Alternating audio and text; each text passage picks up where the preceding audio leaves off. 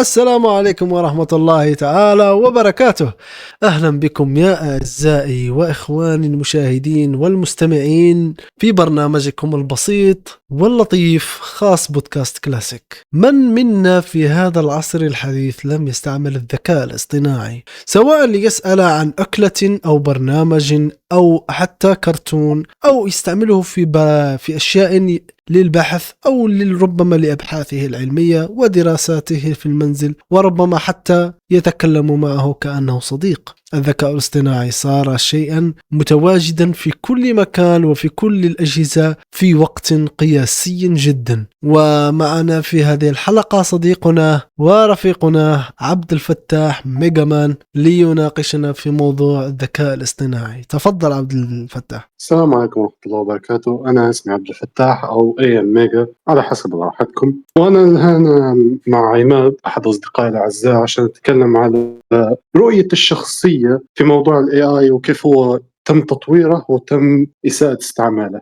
حسنا، عندي لك يا عبد الفتاح مجموعة من الأسئلة واللي راح نتناقش فيها بشأن الذكاء الاصطناعي، لأنه زي ما قلت أنا في الحلقة التجريبية أنا وإيبي بأن البشر صنعوا ال AI وهم من يستعملونه وهم من يشتكوا منه. لذلك هذا سوف يحدد في هذه الحلقة، سوف نحدد حلا لموضوع الذكاء الاصطناعي، أو إجابة خلينا نقول لموضوع الذكاء الاصطناعي. هل أنت جاهز برادة؟ نعم، ودائما إن شاء الله. قبل أن نبدأ يا أعزائي المستمعين، لا تنسوا باللايك والاشتراك ودعم برنامج خاص بودكاست كلاسيك، وأيضا لا تنسوا بالصلاة على النبي صلى الله عليه وسلم. ولديكم رمضان يا شباب. الجمعة يا كلب. لا تنسوا تصلي الجمعة يا كلب. خرجتنا من الطور الرسمي. ما مشكلة. أنت هذه الحلقة سوف يتم نشرها في رمضان، فرمضان مبارك علينا وعليكم. إن شاء الله يكون مر عليكم بكامل الأجر والمغفرة، آمين. صلوا على النبي مجددا. دعونا نفرم بعض الحسنات قبل أن ينتهي الشهر الفضيل، ونبدأ بأول سؤال أو أول موضوع معك يا عبد الفتاح. كيف نعرف الذكاء الاصطناعي بشكل دقيق بعيدا عن التهويل الإعلامي؟ خذ. وبكل صراحة أنا حقول إن كيف أقول لك الذكاء الاصطناعي إنه هو عبارة عن شيء يستطيع مساعدة العالم بطرق إيجابية. أنا حقول عليه إنه هو أداة استعمالها لأكثر من طريقة، شيء جيد، شيء ممكن يفيد العالم بأكثر من طرق مختلفة، من علاج إلى معرفة إلى أكثر من تقريبا شيء يقدر يساعد أكثر من هو يضر، مثل ما تقول الميديا وبعض الناس. وهذا هو رأيي الشخصي، إنه هو أداة يتم استعمالها. كلام جميل جدا. وأحب أضيف لكلامك أنه الذكاء الاصطناعي كتعريف دقيق: الذكاء الاصطناعي يساوي أنظمة تحاكي عملية الإدراك البشري، يعني التعلم، الاستنتاج واتخاذ القرارات. لا يملك وعي أو مشاعر، ولكن يعتمد على البيانات والخوارزميات زائد قدرات الحوسبة. الفرق بين ال AI الحقيقي والخيالي السينمائي كبير جدا، يعني لا تحسبها زي ما الأفلام يقولون وهيك. يعني مثل ديترويت بيكم هيومن، وحتى كاركتر AI. مو بس كاركتر AI، حتى شو اسمه تيرمينيتر راح يدمر العالم وما بعرف شو. هذا حيجيبنا لسؤال ثاني، لكن دعنا نستمر في الدرج. كيف يتعلم الذكاء الاصطناعي فعليا يا عبد الفتاح؟ أوكي، هذا الشيء حيعتبر تقريبا غير مريح لبعض الناس، وفي نفس الوقت هذا هي شيء موجود من أيام زمان، اللي هي طريقة تعلم ال AI من البشر نفسهم. وهذا الشيء يجلبني لأحد الأشياء القديمة أو مظاهر ال AI اللي هو ال AIR. كثير من الناس قاعدين متضايقين من هذا الشيء، لأن قالوا نفسها شركة AI إن قاعد ال AI حقهم يتعلم من الناس، يتعلم من رسمهم، يتعلم من كلامهم، يتعلم من تصرفاتهم. وهذا الشيء هو اللي جعل ال AI يتطور. ومشكلة الرام والجرافيك كارد والأشياء دي كلها زادت من قوته، لكن المهم إنه هو يتعلم من البشر ذاتهم. من كتر ما هو يقعد يشوف الناس يتكلموا، يرسموا، يقوموا بأكثر من شيء، هو قاعد يتعلم منهم وقاعد يتحدث أكثر فأكثر. كلامك صحيح برضه. وأحب أضيف برضو على كلامك أن الذكاء الاصطناعي يتدرب على ملايين أو مليارات البيانات، يكتشف الأنماط والاحتمالات والإحصائيات، لا يفهم المعنى بل يتوقع الاحتمال التالي. يعني التدريب لا يساوي الاستخدام، فهو لا يستخدم ما يتعلمه، فقط يأخذ مجموعة من البيانات ويحوسبها على حسب ردود فعل البشر، فهو لا يعرف لا معناها ولا الغاية منها، لكنه يحاكي فقط أفعال البشر. ففي النهاية ال AI هو يقدم ما يعكسه البشر، لا أكثر ولا أقل. بالضبط. لننتقل للسؤال التالي: كيف تطور الذكاء الاصطناعي خلال 10 سنوات؟ كيف تطور الذكاء الاصطناعي بعد 10 سنوات؟ لا، خلال هذه 10 سنوات. والله بكل صراحة تطور بطريقة باهرة. أنا نفسي كنت أيام زمان صراحة ما كنتش حتى أرى ال AI لدقيقة واحدة، ومن ثم أرى الناس يتكلموا عليه دائما، يقولوا عليه مجاملات وأكثر من شيء. وفي البداية أنا جربت لنفسي كاركتر AI، صراحة لقيت أن الموضوع سخيف شويتين وكان مضحك، لكن صراحة كل ما بدأ يتطور أكثر كل ما بدأ الموضوع مخيف، من كتر أحيانا دقته، من كتر أحيانا حتى أنه يعرف أشياء على الناس بدون حتى أن هم يعرفوا. وكثير من الأشياء هي مجرد بس النمط. ويرجعنا للسؤال القديم اللي هو يتعلم من الناس، يتعلم من أشيائهم، يتعلم من حركاتهم، مو بمعنى أن عنده مشاعر، لكن بمعنى أنه هو يحافظ على البيانات هذه ويعرف كيف يستعملها. وفي نفس الوقت أنه التطور كان باهر. هو بالضبط يعني مش حقول عليه هو كان أفضل طريقة للتطوير بسبب إجبار كثير من الناس على استعمال الجرافيك كارد والرامات وجعل فيه كثير من المشاكل، لكن هذا مو موضوعنا الآن. أنا حقول إنه هو تطوره كان شيء جيد، الناس يستعملوه كدكاترة كناس، وتم إنقاذ كثير منهم بسبب AI. وأنا صراحة من أحد الناس المشكورين به. ولكن يجب دائما أن نتذكر أن ال AI تطور، أن ال AI يساعد، الناس هم الذين يستعملوها بطريقة خاطئة. لكن تفضل يا صديقي. لا بالعكس، أنت أكمل في كلامك، أنا بدي أفهم النقاط التالية. مثلا إيش الأشياء اللي الناس منزعجين منها من الذكاء الاصطناعي؟ الأشياء متضايقين منها شيء سهل والله. اللي كيف أقول لك، هذا حيرجعنا مرة ثانية للسؤال القديم اللي أنا قلته، اللي هو يتعلم من رسمات الناس، ويتعلم من كلامهم، يتعلم من تصرفاتهم، ويأخذ البيانات هذه وينسخها. ومن ثم والناس متضايقين بأنهم يعتقدون أن ال AI يسرق من أشيائهم، ومن ثم من ثم يقوم باستعمالها بنفسه، يعني كأنه هو شخص هيسرق منهم آرت ويسوي له نسخ لصق. لكن لا، ال AI أيام زمان حرفيا كان عبارة عن خربشة. أطلب صورة من AI حرفيا كانت حتكون من أبشع الصور في العالم. لكن الآن أصبحت تتطور لأنه هو يقوم بجمع جميع البيانات من ألعاب إلى آرتست إلى أكثر من شيء بطريقة قانونية. لأن كلنا في السوشيال ميديا ما إحنا نوافقوا على شيء اللي معظم الناس يسوون سكيب، إنك أنت تتفق على أن هذه الشركة وهذا الآب أو هذا حتى الحساب سوف يتم استعماله بالطريقة التي الشركة تبغاها. فصراحة المشكلة مو في ال AI، المشكلة في الناس وكيفية استعمالهم. في بعض الناس يغشوا به، في بعض الناس يستعملوه لسرقة المعلومات أو أشياء أسوأ. هذا هو الشيء هم متضايقين فيه، وهم مفترض أن يكونوا متضايقين من الناس مو من ال AI. كلام جميل جدا يا عبد الفتاح. طيب، أنت حرفيا عبيت الشيء اللي كان في بالي أقوله، واللي هي أنه الناس متضايقة من المفروض الناس تتضايق من الأفعال الناس مو من ال AI. فاهم؟ بالضبط. كأنه في واحد طعن شخص وراحوا لاموا السكينة، مو القاتل، عارف؟ بالضبط. لا مو لاموا السكينة، لاموا الشخص اللي صنع السكينة، ومن ثم لاموا السكينة. يعطيك العافية بطل. فهذه الفكرة اللي أبغى أوصلها. طيب، نأخذ إلى الموضوع الثاني. ما هي أهم أنواع الذكاء الاصطناعي المستخدمة اليوم؟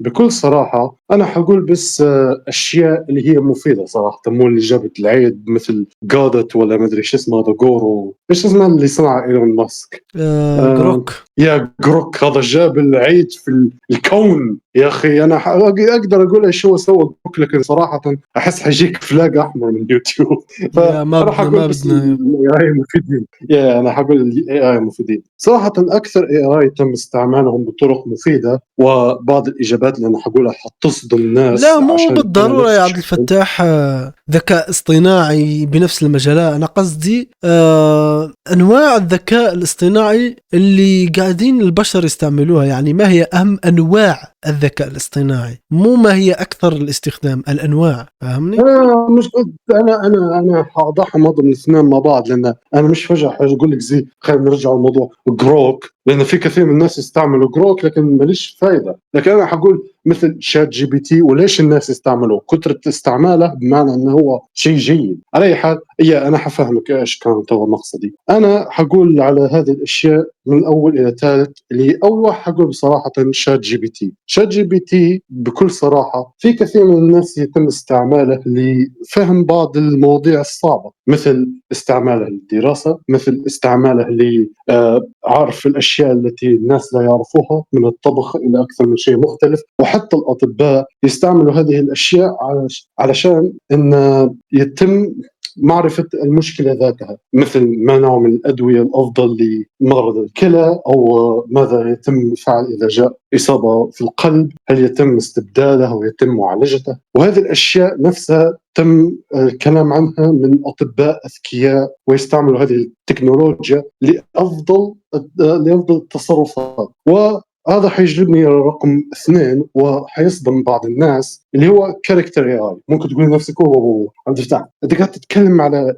هذا الاي اي اللي مسوي نفس الشخصيات اللي قاعدين يسمع فيها الناس، وهذا هو بالضبط اللي انا اقصده. في كثير من الناس وبعض منهم حتى اصدقائي قاعدين يتكلموا مع الشخصيات هذه، واحيانا صراحه تكون كيف اقول لك طيبه مع الناس، تتفاهم معهم، تخليهم يحسوا براحه نفسيه. وبصراحه هذا الكاركتر اي اي قام بمعالجه نفسيه لكثير من الناس، منهم المتوحدين، منهم ناس ما كانوش يبغوا يتكلموا، ومنهم ناس حتى ما عادش يثقوا في الناس بنفسهم من الاشياء اللي مروا بها. فصراحه رغم ان كاركتر اي اي الناس قاعدين يتمسحوا عليه، في كثير من الناس يحبوا هذا التطبيق ويستعملوه بطرق مختلفه. وللاسف هذا حيجلبنا الى في بعض الناس يعتقدوا ان الاي ايز هذول حقيقيين، ان هذه هي الشخصيه من جد تتكلم معهم. وانا في نفس الوقت مش حلوم هؤلاء الناس، لان أول شيء ظروف خاصة، ثاني شيء هذه الأشياء طبيعية إذا كان الشخص مو كبير في السن. لكن على أي حال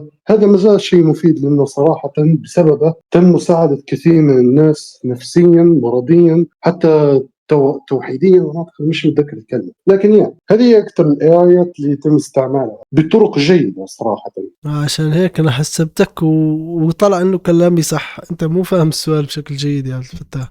انا قصدي الانواع، زي نوع يسوي تشات بوت، نوع يسوي الصور، نوع يسوي الفيديوهات، نوع كنت أعتقد لا الانواع في المجال. انا قلت لك ما هي اهم انواع الذكاء الاصطناعي المستخدمه حاليا. المفروض تقول لي حق الفيديوهات زي الاي اي سلوب اللي قاعدين يسووه الاطفال، او صوره اللي يسوي فيديوهات مره رياليستيك، او حتى الصور العاديه الثابته اللي قاعدين ياخذوها كول اوف ديوتي وحطوها في اللعبه، او مؤدي اصوات مدبلجين.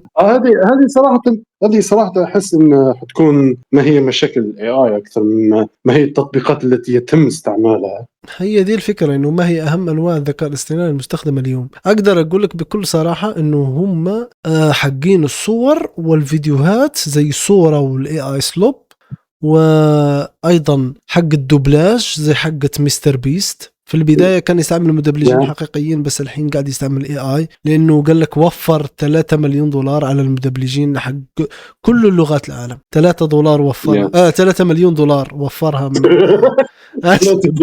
$3 يقل عمل التقشف. خسرت عملي على $3. تقشف $3 مليون قصدي. والله تم طردك، مش هدفع لك $3. ماي جاد. الفكرة فيها انه الانواع اللي اقصدها هي هذه الانواع، فالمفروض تقول لي ايش هي اكثر الانواع المستعملة. فهمت السؤال الحين؟ تقدر تجاوب؟ هو بصراحة صار يعني اشرحها بالطريقة اللي انت شرحتها، لكن انا حاطي ما في وسع. لكن انا ما هي الانواع المستعملة اليوم؟ ايش الناس قاعدة تستعمل يا عبد الفتاح؟ استوعب.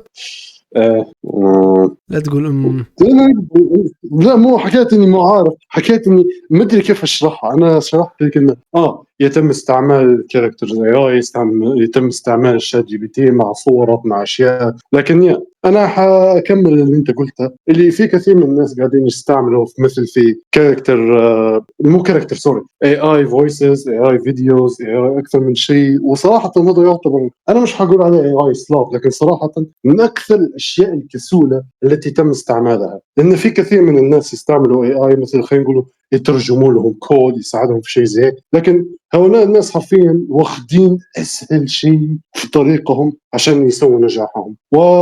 انا بكل صراحه اقول ان والله ما عندي شيء اقول عليه. اللي حرفيا في اشياء جيده، في اشياء سيئه. اللي هو حيرجعني بس اللي قلت لك من قبل، هو رساله الاستعمال، لكن في نفس الوقت يتم استعمال اكثر شيء هو الاي اي محادثه، برمجه، صورا او تعرف فيديوهات او صوتا. قصدك أداء صوتي أو تمثيل صوتي. أوكي، نايس. طيب، يأخذنا هذا إلى السؤال التالي: كيف يغير الذكاء الاصطناعي مسار الحياة العملية؟ بكل صراحة هو على حسب. أنا حقول بكل صراحة أن يأتي إلى كسب أرباح إلى الشركات ذاتها، لكن بسبب هذا الشيء يتم استبدال العاملين الحقيقيين بالاي اي، وهذا الشيء حرفيا سيء جدا للشركات وحتى الأعمال بحد ذاتها. في بعض الناس قاعدين تو حرفيا يتم طردهم لاستبدالهم باي اي، منهم ناس في يوتيوب، منهم ناس حتى في شركات معروفة وعامة، حتى دكاترة يتم طردهم لأجل هذا الشيء. رغم أنه لم يتم استفادة الاي اي للدرجة هذا، تم استعجال الناس باستعماله. وأنا أحس أن الاي اي حيكون لهم شيء ناجح، سوف يتم مساعدتهم بها وسوف يتم توفير كثير من المال بها، لكن في نفس الوقت سوف يتم طرد كما قلت لك من قبل بعض الناس وأعطائهم مشاكل. وصراحة بسبب أفعال الناس هذا أحس أن الموضوع حتذهب بعض الشيء إلى الأفضل، لكن الناس حتصبح عندهم مشاكل أكثر. ففي النهاية أحس أن سوف نذهب الحد الذي سوف يتم تطوير به الناس، سوف يتم تطوير به الآلات. الآلات بعض الشيء مثل خلينا نقول لعبة زي ديترويت بيكام هيومن يأخذوا شغل الناس عشان هم يسووا بطريقة أفضل، لكن هذا الشيء لم يعوض خسارة الموظفين أو خسارة الشركات لهم. ففي البداية سوف يكون شيء سيء، ومن ثم بعد الوقت وبعد معرفة الناس لأخطائهم سوف الأشياء تصبح أفضل، أو إذا ما زالت تم إساءة استعماله وتم تفضيله على البشر نفسهم سوف يؤدي إلى خراب كثير من الناس. لكن سوف يرجعنا إلى استعمال الاي اي أقل، وحتى إجبار الشركات لاستعمالهم أقل، لأن يتم استخراج أو اختراق الاي اي بطريقه سهله، من سرقه البيانات الى اكثر من شيء. وعارف انه مو محدد للسؤال، لكن انا ابغى بس اجاوب على اسئله والناس يفكروا فيها. في كثير من الناس حيتطوروا بسبب الاي اي، لكن يما احنا حنرجعوا سلم فوق سلمين وراء، او سوف نتطور مع الاي اي نفسه. هذا هو رايي. اوكي، كلام جميل جدا صراحه، من ناحيه انه شو اسمه، انه الاي اي راح يغير من العالم، وببدايته راح الناس يتسبب لها مشاكل، هذه اتفق فيها معك. واقدر اكمل على كلامك واقول انه راح يتم توفير وظائف جديده، تمام، ويمكن يرفع الانتاجيه بنسبه كبيره. يعني بدلا من انه تعتمد على حقول تعمل فيها بشر، يمديك تحط اي آلات يستعملونها، واي اي بيعرفون ويراقبون العمل. وافضل شيء انا متخيله في راسي واللي هو حارس، رجل اي اي يحرسك من السرقة. هذا أكثر شيء بدي إياه يكون موجود، حارس اي اي. ما يهمني يكون شخصية روبوت، رجال، المهم أو على الأقل حارس يراقب ويعلمني إذا هناك شخص سارق أو شيء، بدلا من أن أقتني كلبا. بكل صراحة أتفق معك. البودي جارد اي اي هذا شيء يعتبر أفضل ب10 مرات، لأن البشر سوف يتعبون من الحراسة، هناك شخص ثاني حياخذ الحراسة مكانهم. فاستعمال اي اي سيوقف التوتر حق الناس وسوف يساعدهم بأكثر من طرق مختلفة.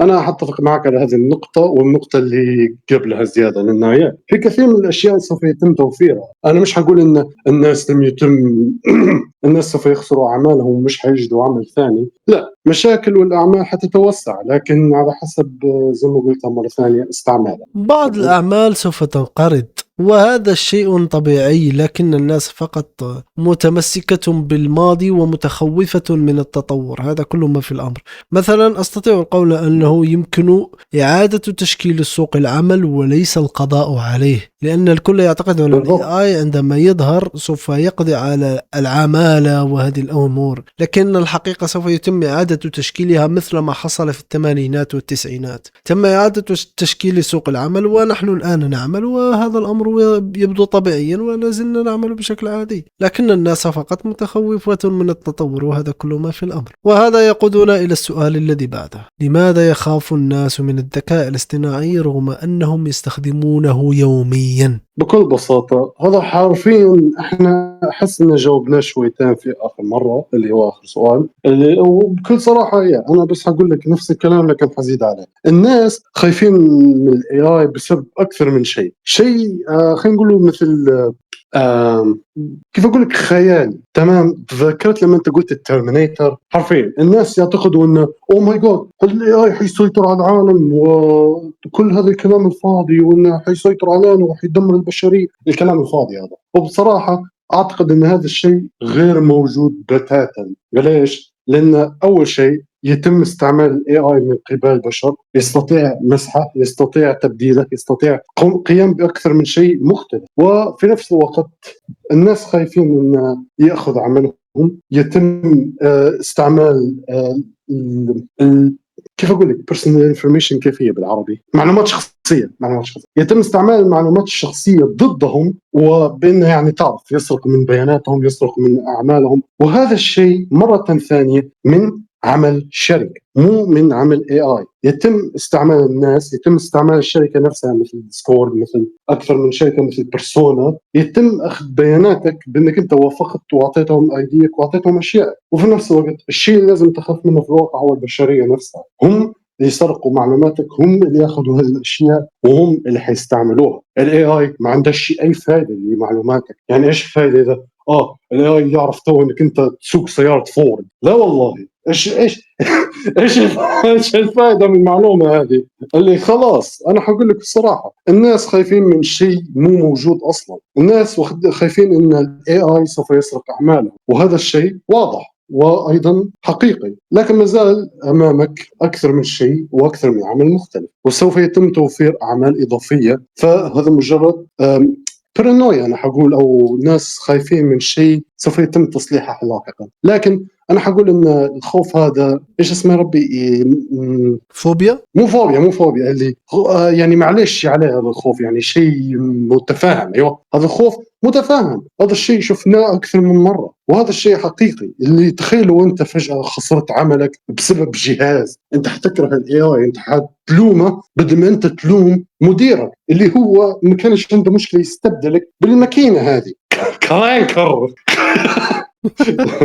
المهم والله اللي صراحة لو أنت خسرت عملك، ممكن أنت حرفيا كنت مكسل فيه، ممكن حرفيا أنت سويت شيء جعلك يتم رفضك، فحرفيا تم استبدالك بسبب مشاكلك الشخصية ومشاكلك في العمل، مو بسبب أن مديرك كلمة مو كويسة. لأن احنا في رمضان ما قدرش نقول كلمة كبيرة. على أي حال هو هذا سبب خوف الناس. خوف الناس هو مجرد وهمية، أشياء وهمية مو حتى محددينها وحتى عارفينها. وفي نفس الوقت أشياء متفهمة مثل المعلومات الشخصية، خسارة العمل، وأكثر من شيء ثاني. يلا باختصار نقدر نقول خوفهم من فقدان الوظائف وفقدان السيطرة وغموض آلية عمل ال AI وتأثير أفلام مثل فيلم ترمينيتر على وعي المجتمع. بالضبط. هل الذكاء الاصطناعي أخلاقي أم أنه مجرد أداة محايدة؟ عادي أسأل سؤال قبل ما أجاوب؟ خذ راحتك، أنت الضيف. إيش هو قبل كلمة محايدة إيش الكلمة دي اللي قبلها؟ هل الذكاء أخلاقية. الاصطناعي أخلاقي أم أنه مجرد أداة محايدة؟ اوكي، انا ابغى افهم ايش قصدك اخلاقي؟ متخلق مثل البشر. يعني انه هو يعتبر بشري؟ لا بالضبط، هل لديه أخلاق أم أنه آلة محايدة لا أكثر ولا أقل؟ هذا الشيء يا عماد حيجلبني لي، اسف اني انا حجلب كل مره كلامنا من قبل، لكن صراحه انا ما ابغاش اني اكرر كلام. واضح حيجلبني اللي الشيء اللي قلت لك من قبل، كيفيه استعماله. الاي اي هو مجرد آلة فقط يسمع الكلام، يقوم بإجابته، وكيفية استعماله من الشركات ومن الناس هي الطريقة اللي حيتجاوب معك. دعنا نقولها بالطريقة هذا. أنا حجلب شيئين اللي أنا تكلمنا عنهم من قبل، اللي هو الترمينيتر، وهو إيش ثاني يا ربي؟ خلينا نقول ديترويت بيكام هيومن. إحنا عارفين في أحد النهايات من اللعبة هذه إن الاي اي أخذوا مكان جنب البشرية، هم مجرد ناس، هم عندهم مشاعر، هم ناس أخلاقيين، ما يبغوش يذبحوا، ما يبغوش يسووا شيء.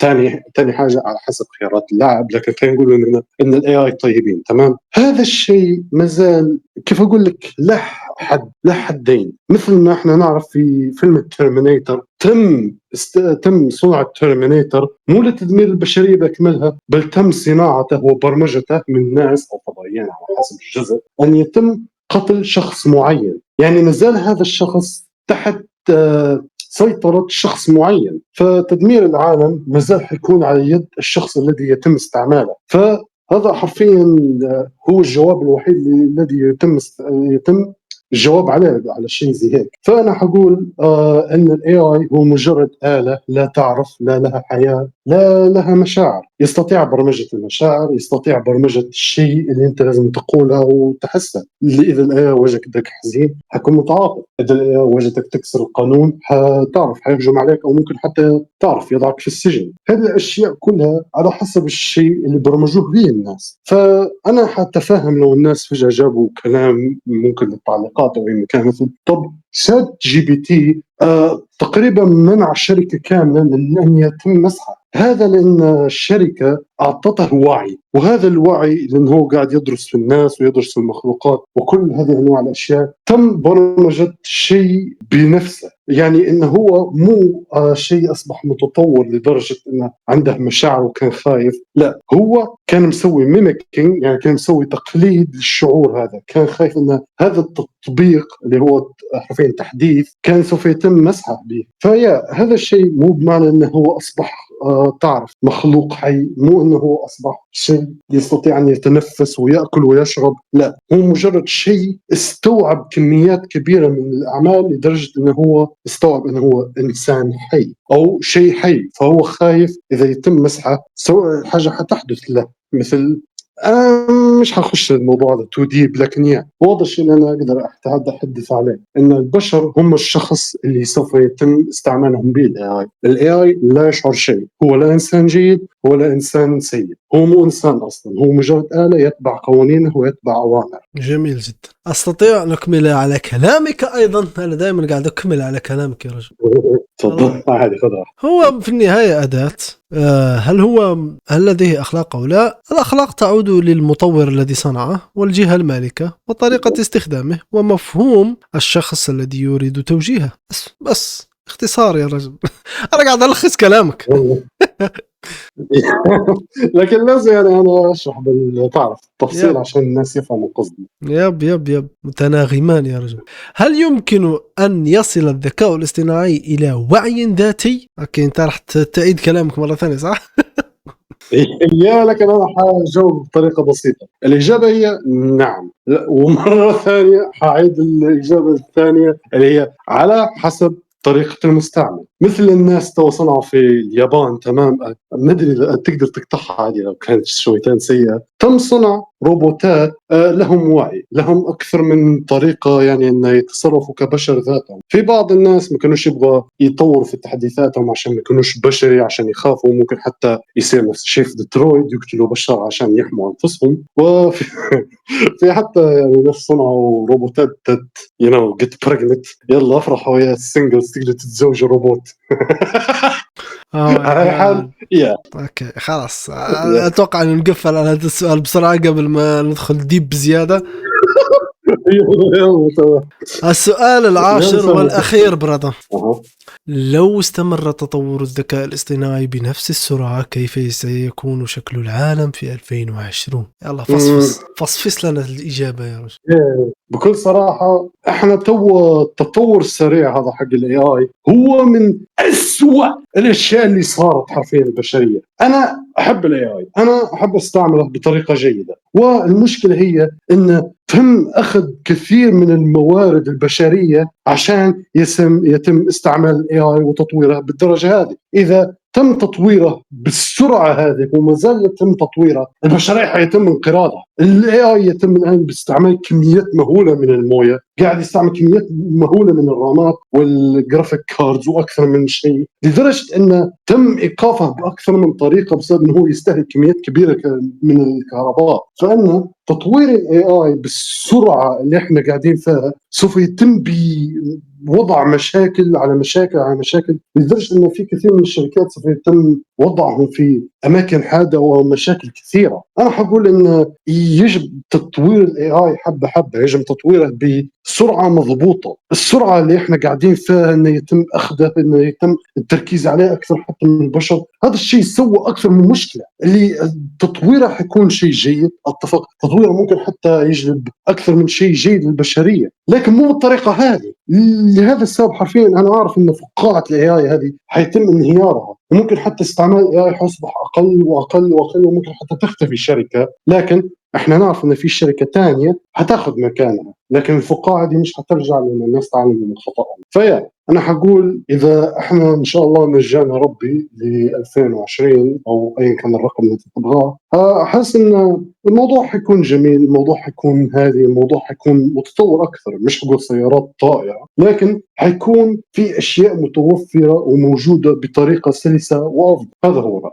تمام. أنا بقدر أساعدك في الإجابة كمان. بعد 20 سنة من الآن سيكون هناك تعليم مخصص بالكامل على الذكاء الاصطناعي في كل الدول، يعني مادة تعليمية متعلقة بالذكاء الاصطناعي، وأيضا أطباء ذكاء اصطناعي مساعدين للأطباء البشر في العلاجات والعمليات الجراحية، وإنتاج شبه آلي على الإعلانات. يعني بتصير إعلانات تنعرض على التلفزيون وبكل المنصات باختيار الذكاء الاصطناعي لمعرفتك شخصيا. يعني كل ذكاء اصطناعي راح يكون يعرف الجمهور وهذا إيش يحب وهذا شو ما يحب عشان يكون دقيق في عرض الإعلانات.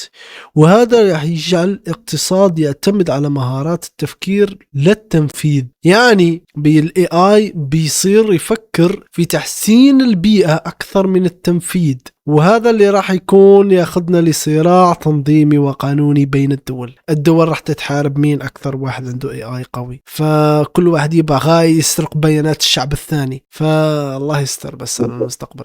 وانا ابغى اقول شيء واحد. انا قلت بس لو الشيء اللي حيحدث لو تم تطوير الاي اي بالسرعه اللي احنا فيها الان، لان هي صراحه شيء سيء قاعد يحدث. لكن انا قلت في اشياء ايجابيه حتحدث مع هذا الشيء اللي هو انت قلت تونا. فصراحه هو حيكون في اشياء ايجابيه، لكن معظمها حيكون سلبيه اذا يتم تطويره بالسرعه هذه. والله يسترنا كلنا ان شاء الله. والله يعينكم ويعيننا، ورمضان كريم عليكم. طيب ما هي الحلول المقترحة يا عبد الفتاح الحين؟ كيف لو كنت أنت الحين رئيس العالم وكل شخص بينفذ أوامرك، إيش هي الحلول اللي تبغى تسوي؟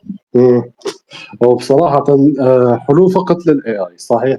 حلول فقط للاي اي. يعني انت الحين تملك القدرة للسيطرة والتحكم 100% على كل شركات الاي اي وكل شخص يرغب في صنع اي اي. ماذا ستقرر لكي تحل هذه المشاكل؟ بصراحة أنا سأقوم بتعديل معظم طرق استعمال الاي اي. انا حاجعل الاي اي كيف اقول لك انه يكون مسار تطويره ثابت، مو يتم تطويره لدرجه انه سوف يتم تضرير او اضاره الناس نفسهم. سوف يتم تطوير الاي اي، سوف يتم تحسينه، سوف يتم استعماله بطرق اخلاقيه، وهذا الشيء سوف يجعل الناس يتحسنوا باكثر من طريقه. ويجب ان نتذكر حتى لو انا كنت ان شاء الله يعني رئيس العالم او حتى رئيس الدوله وين كان هذا الشيء، الناس مش حيسمعوا كلامي او حتى حيسمعوا الاشياء اللي انا حقولها، لاني اكثر مره قلت ان الاي اي اداه مفيده يتم استعمالها بطريقه جيده، لكن المشكله هم المستعملين. الناس يقولوا ان الاي اي هو اللي يسرق الصور، لكن لا، الناس هم اللي يسرقوا الصور ويصنعوها ويبيعوها. يقولوا ان الاي اي يسرق المعلومات الخاصه، لا، هم اللي قاعدين يسرقوا فيه. الاي اي مجرد اداه، المشكله مو في الاي اي، المشكله هي فينا احنا البشر، وهذا الشيء لم يتم اصلاحه حتى لو تم تدمير الاي اي باكمله. فانا حقول انه الطريقه الوحيده هي انك يتم مواكبه الاشياء كما هي، لكن ممكن يتم وضع حد ليس مالي بل اخلاقي ما بين استعمال الاي اي وطريقه استعماله. الطريقه استعمالها مثل صنع رسومات للاستمتاع او لشيء واضح، لا، هذا شيء اخلاقي فقط للاستمتاع، فقط لمتعتك انت واصدقائك، لكن المبيعات هذا شيء غير اخلاقي، من الافضل ان يتم اقفاله. فيا انا ما ابغاش اني اطول الحلقه لاني عارف ان هي اوريدي طويله يا غالي. هو هذا رايي الخاص، انه فقط الشيء الوحيد خذ لازم راحتك، هذا بودكاست يتم. من الأصل لازم يكون طويل. فأنا حقول إن من الأفضل إن يتم تطوير الاي اي بسرعه متعدده، لان حتى بعد الرام والجرافيك كارد شورتج قاعدين الناس يلوموا في الاي اي. في بعض الناس يفهموا ويلوموا الشركه، لكن لا، هم قاعدين يقولوا ان الاي اي هو اللي ياخذ، هم قاعدين يقولوا ان هذا هو اللي ياخذ، وهذا الشيء مضايقني، لان معظم الشركات هم عباره عن ناس جريدي، ناس بخيلين يبغوا فلوس، وهو هذا الشيء اللي مهتمين به. لكن احنا قاعدين نلومه في جهاز فقط ينفذ اوامر فقط. الموضوع انا نفسي يوجعني يا اخوي، اللي فاهم قصدي؟ انا قاعد اقول في كلمه البشر اغبياء نظيفه بالضبط. هي اللي هم قاعد اللي كنا انت قاعد تمشي في الطريق والاشاره التوقف يعني خضراء وسياره تضربك، تلوم السياره، مو تلوم حتى السائق او تلوم نفسك. يا رجل، فكرة الاي اي تكنولوجيا عبقرية واسطورية. نحن نشهد على تغيير جذري للعالم. عندما تم صناعة الانترنت الكل كان خائف في البداية، ولكن الآن الكل يعتمد على الانترنت. أنا أرى أن هذا الشيء سيصبح أيضا في الذكاء الاصطناعي. سوف يخاف منه البشر بالبداية، لكن بعدها سوف يتم الاعتماد عليه بشكل كامل وبشكل كلي. لذلك هم الشركات يتسارعون لكي يكونوا هم محط الأنظار وهم السقف في هذا المجال، مثل ما فعلت جوجل وسيطرت على مجال محركات البحث، مثل ما فعلت آيفون وسامسونج بالسيطرة على الهواتف الذكية. نفس الشيء يتم فيه الآن حرب بين الشركات التي تريد أن تسيطر أو تهيمن على الذكاء الاصطناعي، لأنهم يعلمون أنهم إذا هيمنوا فمن الصعب جدا إسقاطهم، وسيعتاد كل الأجيال بعدهم على ذلك الذي يهيمن. بالضبط. اللي كيف أقول لك يا أخوي، أنا بس أبغى أشرح أن الاي اي كان موجود حتى من أيام زمان. تم استعمال الاي اي في صنع الألعاب، تم استعمال الاي اي في أكثر من شيء. اكسبيديشن 33 قالوا ان هم استعملوا الاي اي، لكن فهموا قصدهم غلط، بان قاعدين هم يستعملوا في اي اي على اللعبه، فحرفيا خسرت جائزه السنه على هذا الشيء. لكن شرحت وحتى هم نفذوا، يعني نزع الاي اي بنفسهم من اللعبه، لكن الشيء ما زال كما هو. يعني توما اخطات اكسبيديشن 33 لا، كسبت 6 جوائز وتم صنعها من ناس قليلين بدل شركه كامله. في اكثر من شيء انا اقدر اشرح ان البشر هم المشكله في معظم الاشياء. ولما انا اقول بشر مو قصدي مشاهد، مو قصد على الناس الطيبين والمسلمين، لا، انا قصدي عن الناس هذو من اللي مو حقول كلمه كبيره انه رمضان، الله يخليك، اذكياء بزياده. الشيء الوحيد يا اغبياء او بخيلين او فقط يبغوا يدوروا مشاكل عشان يحبوا المشاكل، بس الناس مستلجي. كل الأشياء التي يشتكي منها الناس مثل سرقة البيانات ولا أدري ماذا والخصوصية مخروقة منذ آلاف السنوات، منذ أول هاتف ذكي خرج في العالم وبياناتك يتم صاحبها يا حبيبي. لن يعطوك أجهزة وتطبيقات مجانية إلا وإذا أنت هو السلعة. سيستفيدون منك بشكل أو بآخر، سواء بمعرفة معلوماتك، مراقبة رسائلك، وكل كل صغيرة وكبيرة فيك. فالإي لا يختلف عن أي شيء أو لا يختلف عن أي تكنولوجيا أخرى. أكمل يا عبد الفتاح. وقلت أنا بالضبط اللي خير. أقول لك شيء واحد، قبل وجود الاي اي الغالي كان عندك الانترنت بروفايدر هذا اللي هو الشخص اللي يعطيك الانترنت. ممكن تقول لنفسك عندك كوجنيتو مود، ممكن تقول لنفسك عندك هذا عندك هذا. اسمع، انت حتخفي هذه البيانات من عندك، حتى لو مسحتها انت حتخفي هذه البيانات من عندك. الشركه اللي اعطتك النت تعرف المواقع اللي تزورها، تعرف الاشياء اللي تشوفها، تعرف الاشياء اللي نزلتها وحملتها. يعني حرفيا عارفين عليك كل صغيره وكبيره. يعني حرفيا انت من حتلوم شركه النت؟ اوريدي في ناس يلوموا فيها. حتلوم الاي ماليش دخل، ما عندك الشخص تلومه على نفسك. في النهاية ملخص القول: إذا أردتم أن تكرهوا ال AI اكرهوا الإنترنت دفعة واحدة وعيشوا في كهوف. او اكره الناس اللي يستعملوه بطريقه خطا. هذا كل الذي استطيع ان بالضبط، اقوله. اكرهوا الناس الذي يستعملونه بشكل خطأ. وإذا كانت لهذه الدرجة تهمك خصوصيتك وتعرف كيف تقوم بحمايتها، يوجد أكثر من طريقة لحماية خصوصيتك، سواء من الإنترنت، سواء من التطبيقات، سواء حتى من الذكاء الاصطناعي. يوجد ذكاء اصطناعي لا يأخذ بياناتك ولا يأخذ خصوصياتك، وهذا دليله هو أنه مفتوح المصدر. هناك ذكاء اصطناعي أو أكثر من موديل للذكاء الاصطناعي، سواء في صنع الصور أو الفيديوهات أو أي شيء آخر، يكون مفتوح المصدر. عندما يكون مفتوح المصدر يعني لا يأخذ أي بيانات من عندك، لا يتجسس ولا يأخذ بياناتك لا يسرقك ولا يستفيد منك من أي شيء من الأشكال. وأتمنى أن الجلسة قد أعجبتكم. وعبد الفتاح، تريد قول شيء قبل أن ننهي؟ وتكلم عن البيانات. لا تنسوا ولا ننسوا نتكلم على اور سبونسر نورد في بي ان. هلا سوف أشفر هذا الاسم. يلا اتمنى لكم رمضان كريم، اتمنى لكم يوم مبارك، ولا تنسى تصلي الجمعه يا كلب. يلا استودعكم الله. الجمعة. لا اصبر لا تهرب بهذه السرعة، احنا في بودكاست مو في مقابلة. اخبرني يا عبد الفتاح، كيف كان ايش تناولت اليوم؟ الحمد لله، تناولنا بعض التمر، تناولنا بعض المعجنات، وايش اسمه ربي الرز ذاك اللي تلف على المدري ايش، سمبوسة. عصبان احنا نقولوا له. سمبوسة. لا سمبوسة هذا شيء حلو. الشيء ثاني هذا العصبان اللي تطبخه مع خضروات وفلفل وتلفه بالخس ولا مدري ايش. عصبان. يلا اسمع عصبان يا شباب. يلا والحمد لله وطبيخة. والله بالعافية عليكم. أتمنى أنه جلسة خاص إيش رأيك ببرنامج خاص بودكاست كلاسيك كفكرة كبرنامج؟